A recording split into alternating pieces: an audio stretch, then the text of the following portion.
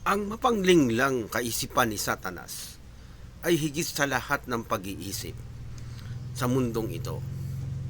Hindi natin may kakaila na sadyang napakalawak na ng inabot ng kanyang pangluloko sa sangkatauhan.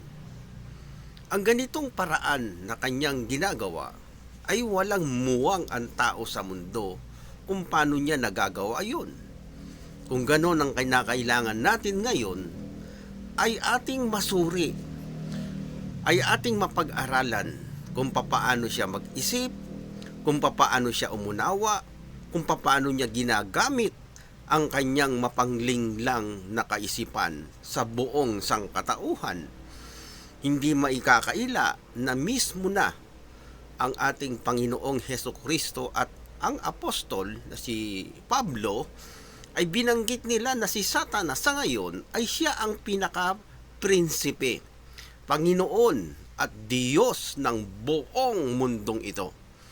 Kung bakit nagkaganoon ay sapagkat hindi itinuturo ng mga mangangaral ngayon kung papaano manglinglang at mandaya si Satanas. Yan ngayon ang ating pag-aaralan.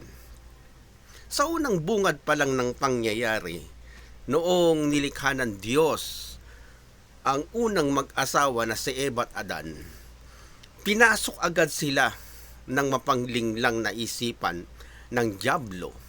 Yan ay ating mababasa sa 3:1 ng Henesis. Ganito yung nilalaman ng talata. At ang ahas nga ay lalong tuso kaysa alingmang mga hayop sa parang na nilikha ng Panginoon. At sinabi niya sa babae, kinausap ni Satanas ng dyablo ang babae na si Eva, tunay bang sinasabi ng Diyos, huwag kayong kakain sa alinmang punong kahoy ng halamanan?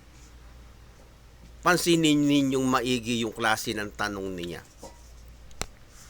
Ginagamit niya yung salitang Panginoon. Dahil lang banggit niya rito ay sinasabi ba ng Diyos na ganong ganire?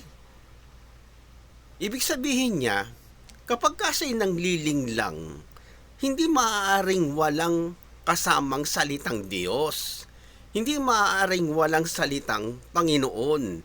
Tapos duduktungan niya na yon ng gusto niyang kaalaman,